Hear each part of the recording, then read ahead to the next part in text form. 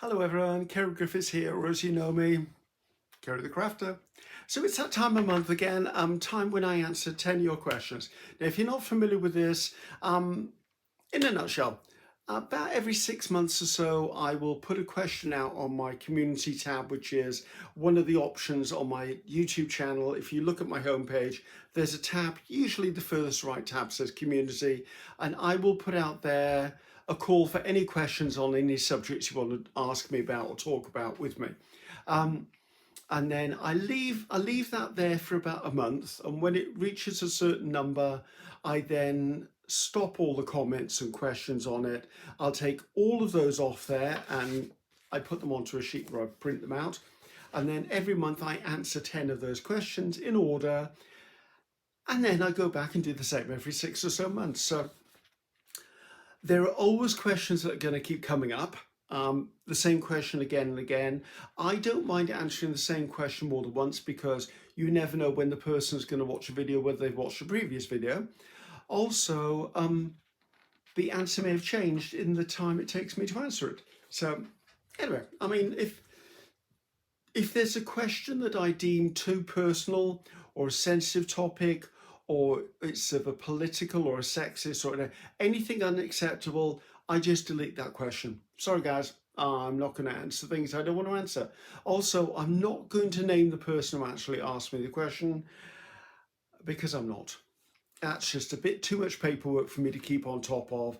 So enjoy. I'm just going to do the 10 in no particular order. I'm just literally, I've got, let's see, here's question 1. Why can't I open the paper? Good God. Okay, I've got 70 questions. I've already done 10 of them, so I'm starting on number 11. Right. Ceri, do you get recognised in public or at your part-time job as being Ceri the Crafter? Well, for a start, I've quit my part-time job. I mean, I've taken a very brave step. It was only a 2-night-a-week job. I've walked away from it, and I am now basically a full-time content creator and mixed media artist. That still feels very weird saying that, I must admit, but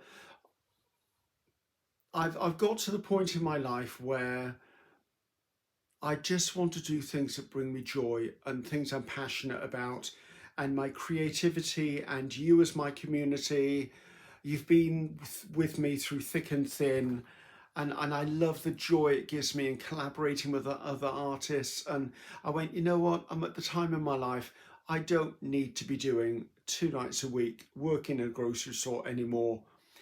I can draw my pension within about 12 months here in the UK, and my private pension before that should I need it. So I bit the bullet and I'm now an artist, guys. That's my job. Yeah, I'm more comfortable with content creator or YouTube influencer than calling myself a mixed media artist as a full-time job. But you know what? I should follow what I tell you guys to do, so that's my job title. So do I get recognised? I have been recognised occasionally. In my previous, before COVID, when I was a cake decorator and designer, I used to get recognised a lot because I did a TV show called Cake Academy. I used to be on stage a lot at big events. I used to be judging. I used to lecture at culinary institutes. I wrote books. I did video tutorials for companies. I mean, I was recognised, but only within the cake decoration and design and bakery field.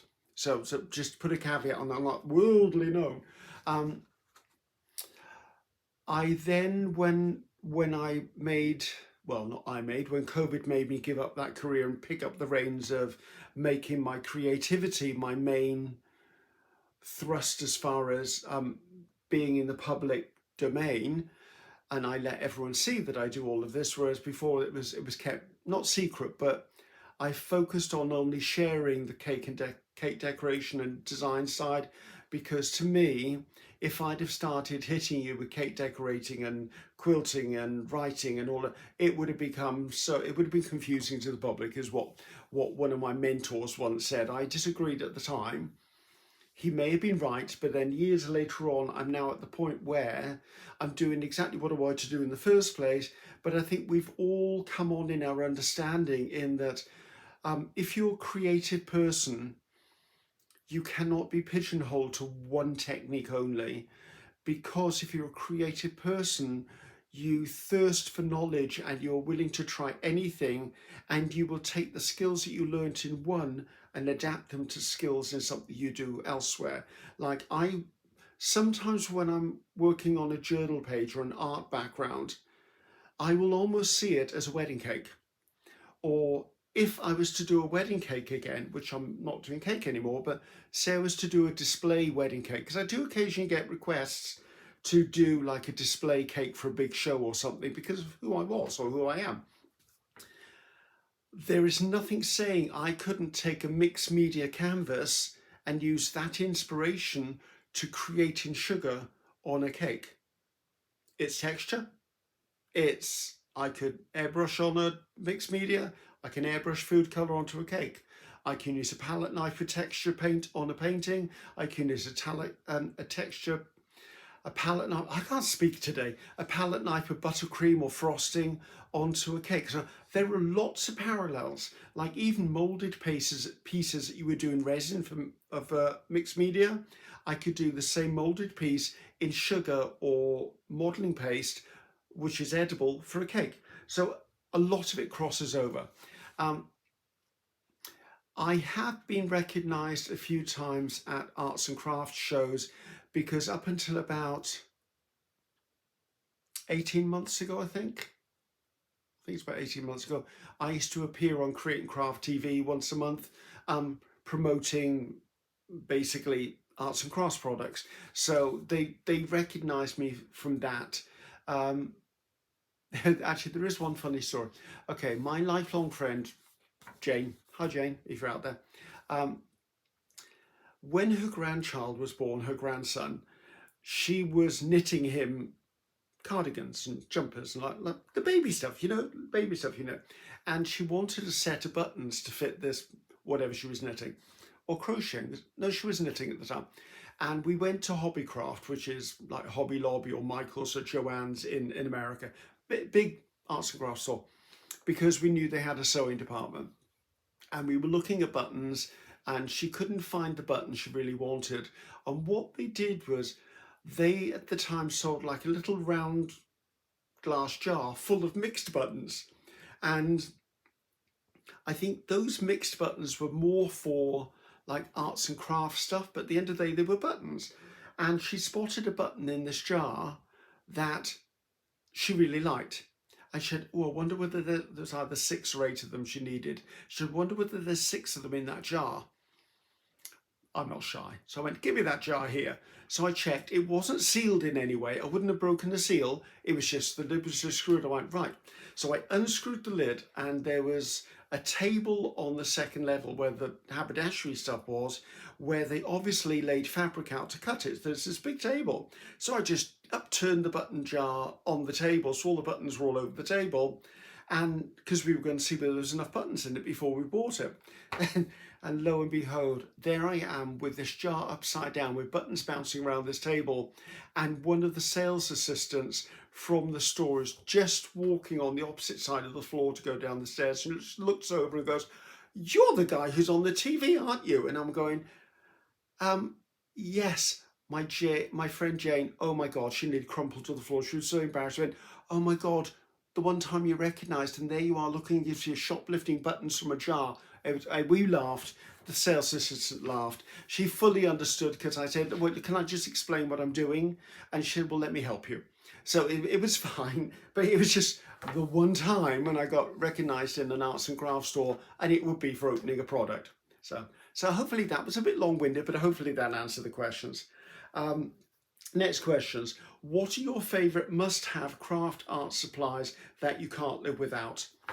I think the last time I answered a question similar to this, I think I pretty much hedged my bets and said I couldn't live without anything in this room, which is my studio. If I had to nail it down to certain things, it would have to be paints substrate, as in paper or cardboard, um, glue, markers, and my gel plates and my brayers. I think if I had nothing else, that would keep me from going nuts. So I think, as I said, those are one of the questions that's going to come up a lot, and I know I'm going to have to answer it time and time again. But as I say, it depends on how I've thought about the question as to how I'll answer it. Right. If you could live anywhere on the planet, where would it be and what would you live in? Interesting. For many years, and I would still like to do this, I could see myself living in a lighthouse or like a converted water tower. I don't know what it is about living in a space that's round that appeals to me. A lighthouse really appeals to me. I mean, I think I could live in a lighthouse. There's just something quirky about a lighthouse, but also lighthouses are built to last. They're secure, they're solid, they're a good foundation, and they're usually by the sea, and I love the sea. Let's see what else. I could live on a boat. That would really appeal to me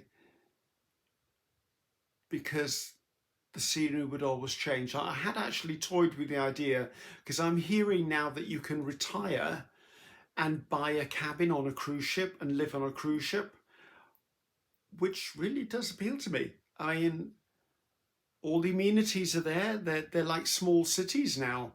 I don't know. Living in a boat would actually work for me as well. Where would I live? I don't know. Obviously, if I was on a cruise ship or a boat, I could live anywhere because it would be anywhere and everywhere. I don't think I have a specific country in mind, but I kind of have a location. I would like to be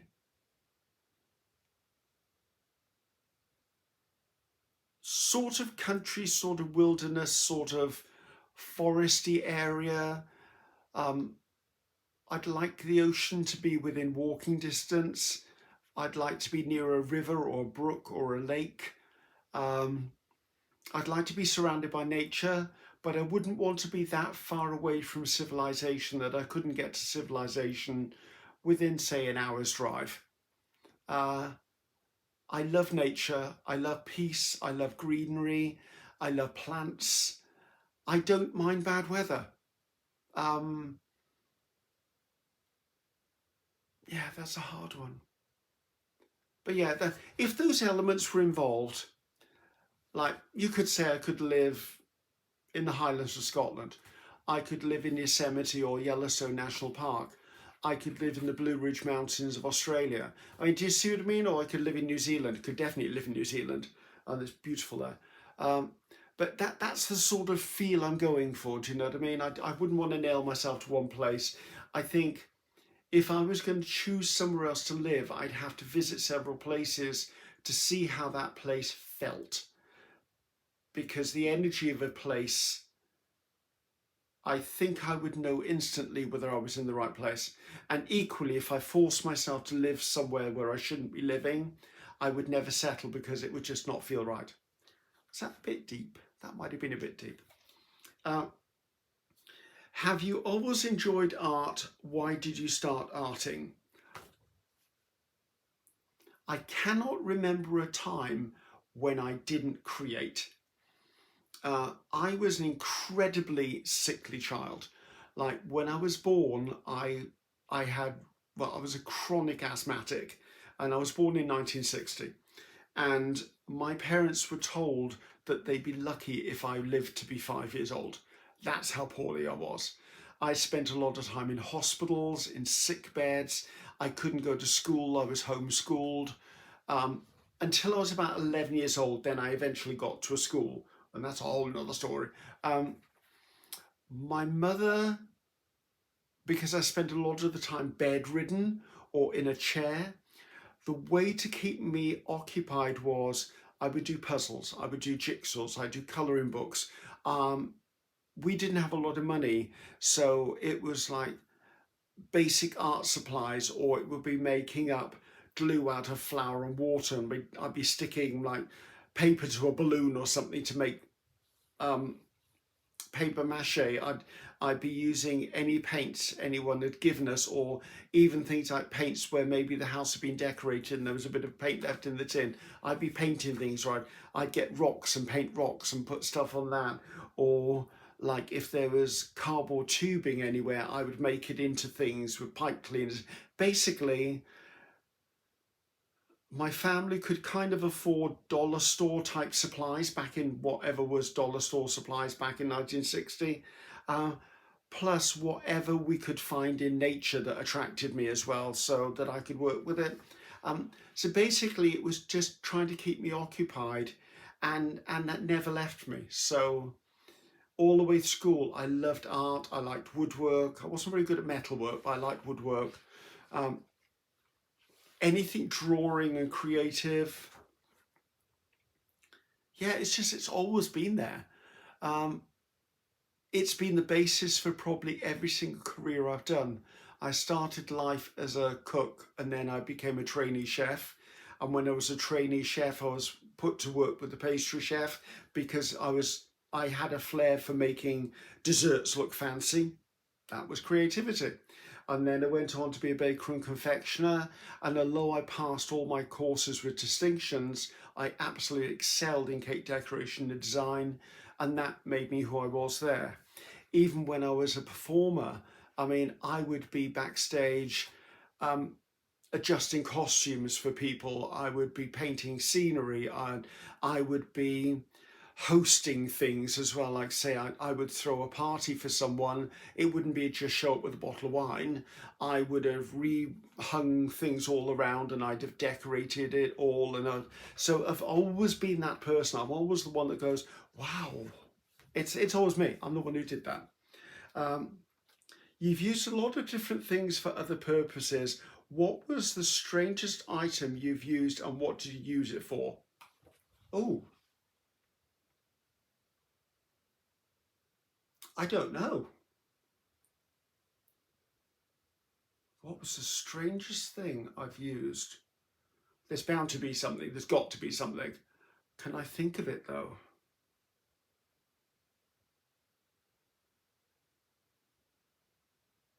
I don't think I can think of anything.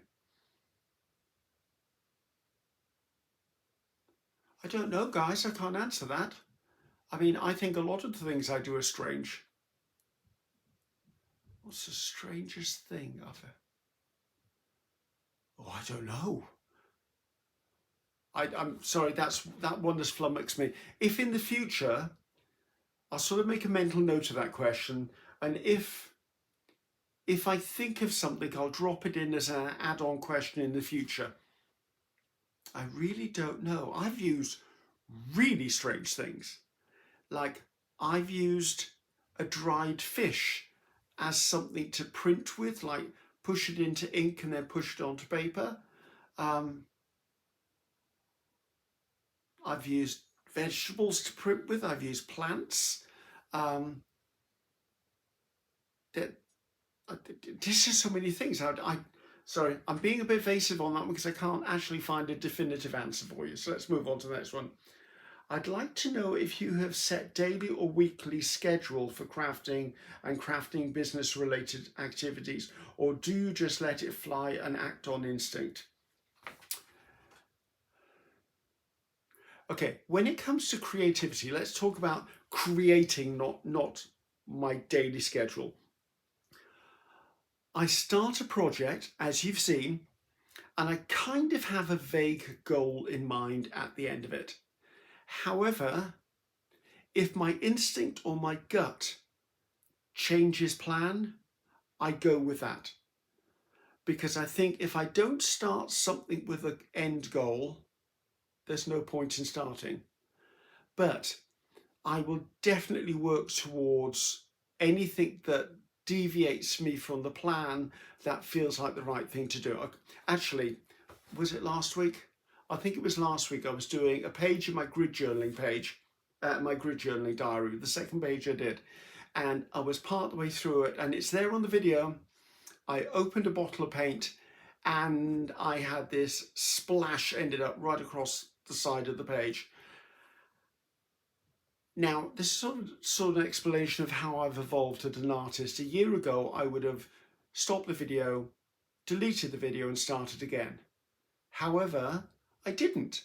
I picked up some kitchen towel, I picked off the excess paint, and I pressed it somewhere else on the page. And instead of concealing it, I made that a feature of the page.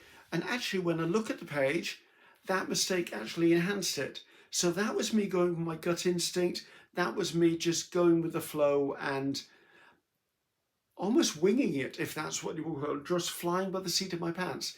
But when it comes to how did you word it? Do I have a daily set routine? I don't so much have a set daily routine. I do have a list of things that have to be achieved within a month, however. Because there are days when I wake up and I feel uber excited about something and I will create 2 or 3 things in one day, or I'll film 3 videos in one day. There are times I'll wake up and go, not today, I'm not here. And I know that if I'm not in the right headspace for something, it's never going to be right and I'm not going to be happy with it. I will probably come into the studio anyway, and maybe I'll sort through some things, or I'll just do mundane things like make a few backgrounds. Sometimes within an hour of doing that, I'm all back to, oh, let's put the camera on. I can do this bit now. So I wobbled the camera there. But so I don't have daily goals, because I think the moment I have a daily goal, and if I don't achieve it, then I go, well, that's ruined the whole month, doesn't it? But I do have a spreadsheet. I can't show it to you because this goes out as a podcast as well, or I would show you. But anyway, just know it's a spreadsheet, and at the top of every column is the month of the year.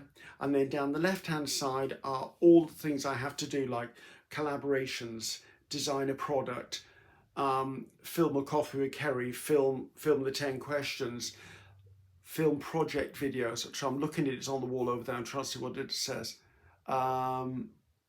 Design a digital project, work on something to do with Makers of Mixed Media Art and Artists Group, which is a Facebook group I belong to. The colour combination that challenge, or it's not really a challenge, the colour combination event that I put out once a month with Paula in the Netherlands. So yes, I do have a structure on which to hang my creativity within a 28 to 31 day span of time. I really lean heavily into my planner system. So I will go in and I will put target dates when videos should be launched. If the system works correctly, and this month hasn't been a good example, there's been some stuff going on and I'm a bit behind on some of my videos. But basically, if I launch a video on this day, I leave 2 days free, then I launch a video on that day. Then I leave 2 days free and I'll launch a video on that day. So that there is a rhythm to my productivity, and those 2 days give me enough time to prep, plan, explore, experiment, create, finish off a further project, to do other projects. So I do have that structure in place. But I am quite spontaneous. Like if I have seen something on YouTube or the internet that has inspired me, I will immediately come up here and I get to work. Or say it's the middle of the night and I've woken up with an idea. My bedroom is 2 minutes walk down that corridor.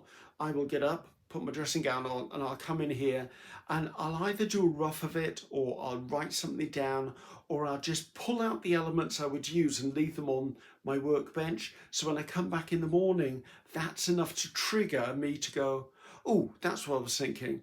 I also, quite sadly, by the side of my bed, I have a notebook. And if I wake up with an idea, I'll just write a few bullet points in there, and then I can go back to sleep. If I don't write them down, I can't go to sleep, because I will lay awake being afraid that I'm not going to remember them. So I have books and books and books of ideas of things to make and things to film. I don't think I'm ever going to run out of ideas, because I keep topping that idea library up. So that's kind of how I deal with that one. Right, that's the next one. These pages are kind of stuck together. Right. When you were a dancer, did you have a favourite show that you performed in? Pretty much everyone I did. I think it's probably fairer to say I had numbers I liked performing in. Like I did Masquerade from Phantom of the Opera, that was wonderful. I did some sections from Cats, that was wonderful. I did the whole thing from Chorus Line, I loved that. Um,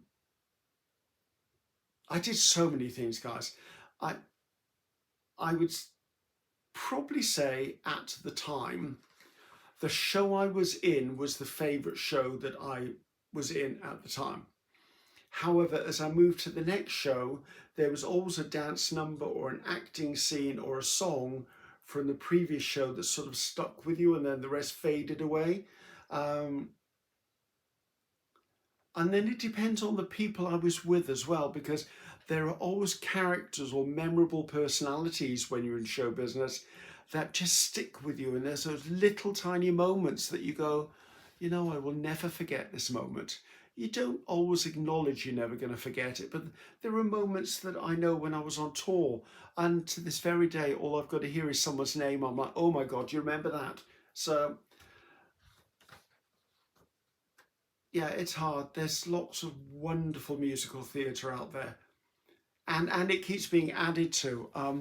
There are lots of shows I'd probably like to be in now, but at 64, I ain't doing the high kicks anymore, and I'm certainly not doing the can-can with dropping into the splits. Those days are long gone, guys.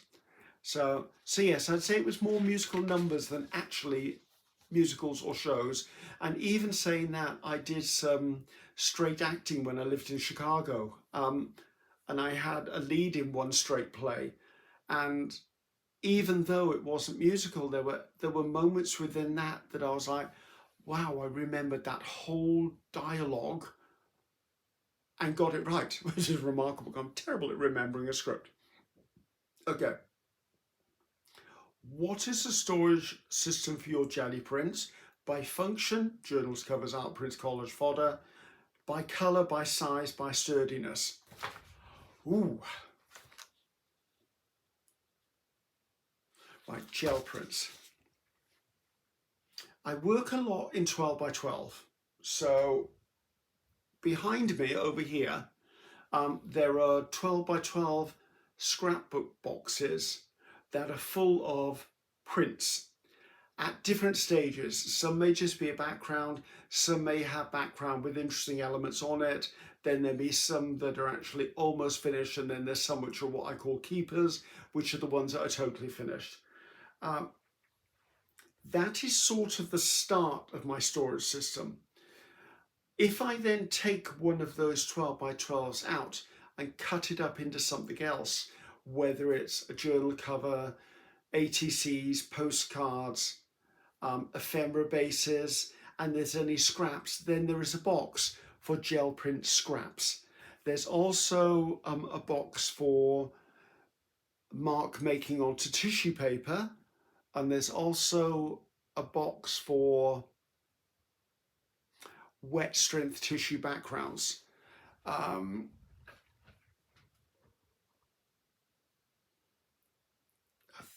think that's pretty much it. There is a box full of gel printed labels, which you, as you know, I do. There are several art journals where if I've made backgrounds, then those backgrounds will be used as elements within my art journals. So I would say my 12 by 12, sometimes 8 by 10s, I won't deny that one. And now I've just bought a 6 by 6 gel plate. There will be 6 by 6 gel prints in here somewhere.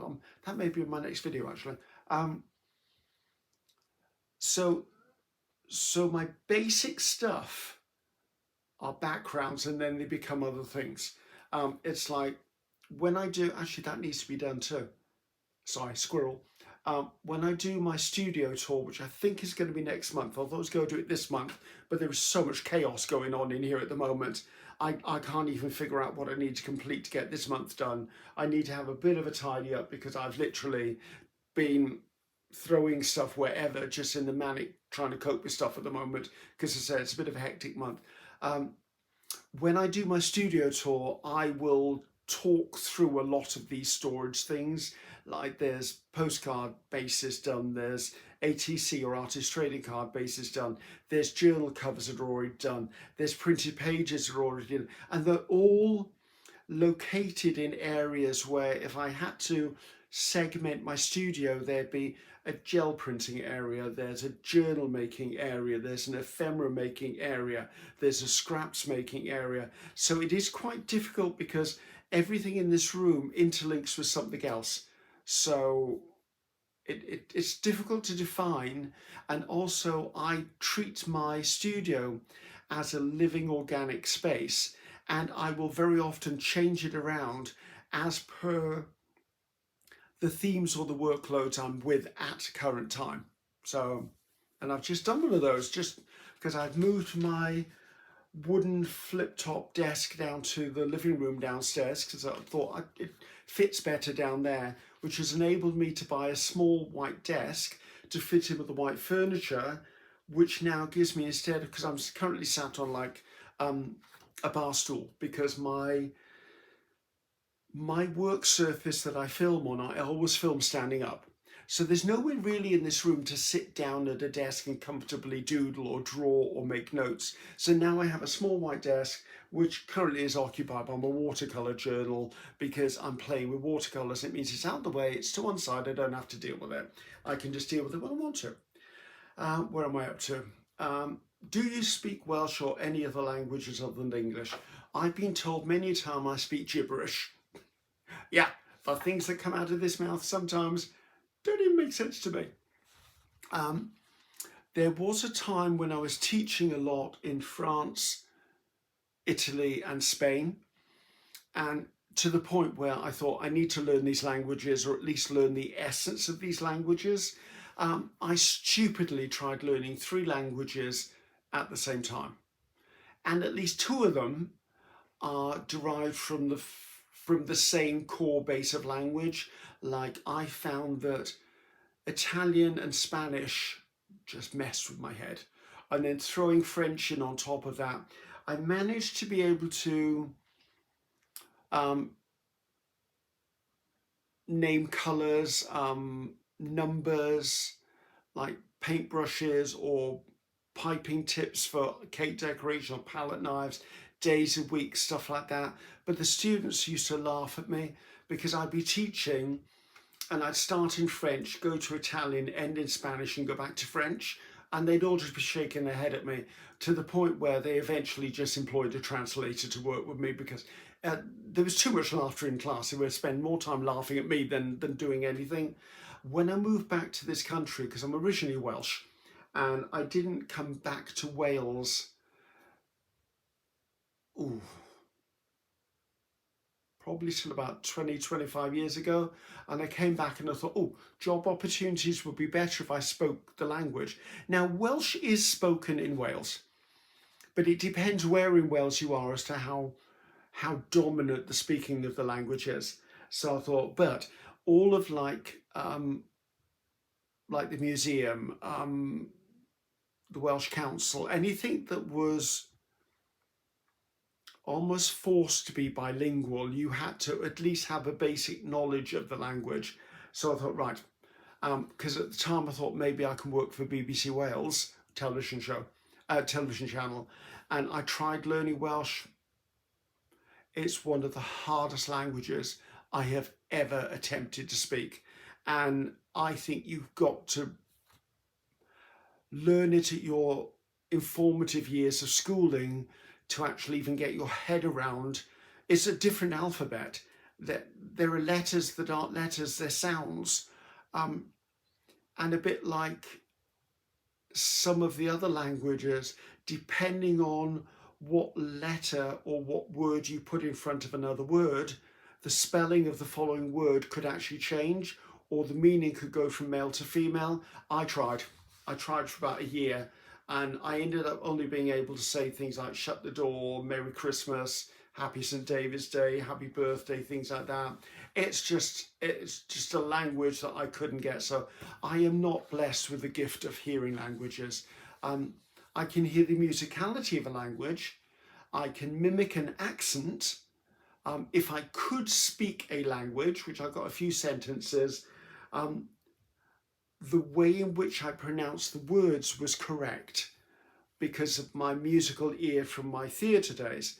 But to actually have a conversation and know enough to actually have a conversation freely, no, can't do it. So yeah, I can't speak languages. I can't. So it would have been nice, but no, not me. Right, last question. I know you've won awards in your life. What are they and what are they for? Wow, okay. This is going to sound like Grandma's bragging here. I have won a lot of awards. I have. I think my very first award of any sort, I was about 9 years old. Yeah, maybe about 9 years old. Might have been 8, actually, thinking about it. We have had a television show, actually I think it's still going, called Blue Peter in this country. It's a famous children's TV show. And it's interesting. I mean, as a child, I loved it. Well, I still like it now, but I've not seen it for so long. And it was aimed at children, but not treating children as children. Like, they'd raise topics of awareness. They would, even back when I first started seeing it, they would take things like an empty washing up liquid bottle and turn it into a skyrocket. They would save kitchen rolls and they turn it into a fort. They would do stuff during that. They did a creative thing. They always did a wildlife documentary part thing on it. There was about art, it was about painting, creativity, all of that stuff, that juicy stuff that stimulated a child's imagination. And they ran art competitions periodically.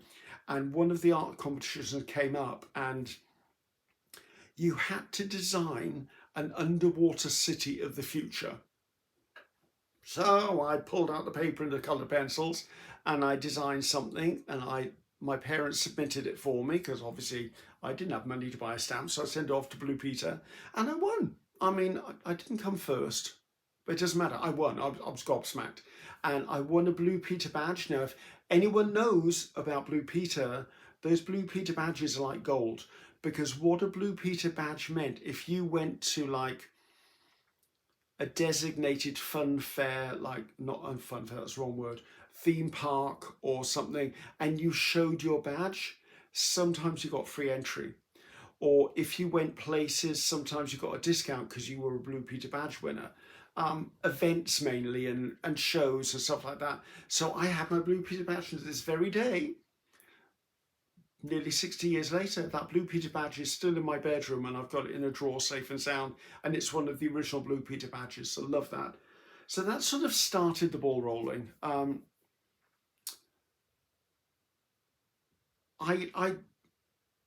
did do a lot of things that, like artsy craftsy stuff, but I didn't really enter things. I was kind of entered into things. Like I would, okay, let's talk about bakery school. I didn't go to bakery and confectionery school to win awards. However, when I started excelling at cake decoration and design and confectionery design, there were about 3 of us in the college. There was me, Janet Colley,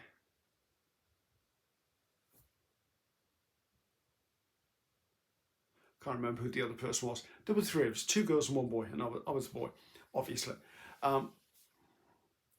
We really excelled at that to the point where the college would actually give us the opportunity to enter competitions to win accolades for the college. And we did. We had to work harder. We did it all in our own time. We would stay after class. We would go in early. We'd go in on the weekends to make these showpieces for competition. We'd win cups and medals for the college as well. So that was where all that started. Let's see. When it came to my performing, you didn't really win accolades. I mean, you got congratulations bouquets of flowers, you got things like that, but it's not an industry really, unless you're in film and television where you actually win an Oscar, win an Emmy, win a Golden Globe. When you're a performer, or when I was a performer, you didn't really win accolades like that. Cake decoration design, when that was my main career, I won a lot of stuff. Like I won quite a few golds and distinctions at cake decoration and bakery shows. That was before I started judging. I was awarded the Tulsa State Medal of Honor at the Oklahoma State Sugar Art Show. I won the Golden Tears Literary Award in New York for one of the books that I wrote. The last award I won, and it was just before COVID, funnily enough, well, not funny, just before COVID, I was inducted into the International Cake Exploration Society Hall of Fame in America for my contributions to cake decoration design and the culinary arts. So I'm a Hall of Fame inductee. And I'm proud of those things. They are there to, for me, I can look at them and go, I haven't wasted my life. Look at that, that's there. I've done that. And if I showed them to anyone in the street, they would go, what was that for then? But to me, like the Hall of Fame thing, I didn't even know I was being considered for it. I literally got a phone call from America when I was in bed, and they went, we're inducting you into the Hall of Fame. Actually, no, it was a video. They tricked me into a video meeting because I wasn't going to go to the convention that year because I couldn't for some reason. I think there was health issues with the family. And they said, Ceri, we're putting this together. We need your advice on one of the entries for the shows or something. I'm like, that's fine, because I was used to doing those sort of meetings. So I got onto this Zoom call, and there's the president of ISIS and the committee members all on different video lines. I'm going, this seems a little bit much. And then they awarded me the honour on Zoom. And then once I'd accepted it, I didn't know they were videoing that meeting, by the way. So when the whole convention happened, they showed that video where they awarded me to get the natural reaction, obviously. And they did a big slideshow of all my work and everything. And then that plaque was mailed over to me, and it stands with pride of place here. So the awards I've won in my life, the ones that really mean something, are the ones that I was not even aware I was going to get. I mean, I knew when I won the Literary Award in New York for my cake decorating book, I had been approached to give a sample of the book because they wanted to review it. I didn't truly know where that was going. I didn't know that I would eventually win that, because in my mind, it was just little of me and I'd written a book. I didn't think about the bigger picture. So obviously the industry people who were announcing all of these, obviously they must have reviewed everyone and thought mine was the most unique, informative, educational, whatever it was, and I got it. So yeah, I have them. They're milestones in my life. Each of those invokes a memory of both the time and the people involved. Yeah, the awards mean something to me. They really do mean something to me, but they don't define me, but they help my confidence. Because if I'm feeling low, or I'm feeling like, oh, I can't do this anymore, I can look around and go, actually I can, because there's a golden award and there's a plaque and there's a medal, and so it helps in that way. Are they essential to who I have become? Probably not. You don't need a cup, a medal, a plaque to prove that you're good at what you do or you've got potential. All of us have got potential. All of us are good at some things and not other things. And being recognised by your peers for it is wonderful, but it's not essential. I don't know. I think I know where I'm going, but I don't want to blather on, because if I do, I'll probably dig myself into a quagmire or stuff, and I go, is that what I really meant? But yeah, I think you know what I mean. Okay, I'm going to wind this up. We've done the 10 questions. It's already 45 minutes. Good grief, where did these go? I will see you next month for the next 10. Ooh. Okay, I've just started seeing the next question. I'm like, that might take some thinking about. Okay, guys, thank you so much. I will speak to you when I speak to you. I'll see you when I see you. Hopefully you're enjoying the content of my channel. I'm doing my best to vary it in very many ways. Now I'm going to be doing this 100% of the time. I hope to bring a few longer projects in. I hope to be able to have enough sleep to be able to do what I want to do. So look out for things from me. There will be new things. I've already started tweaking the website. I'm already looking at YouTube to go, is it giving as much as I'd like it to give? So look out for new things from me.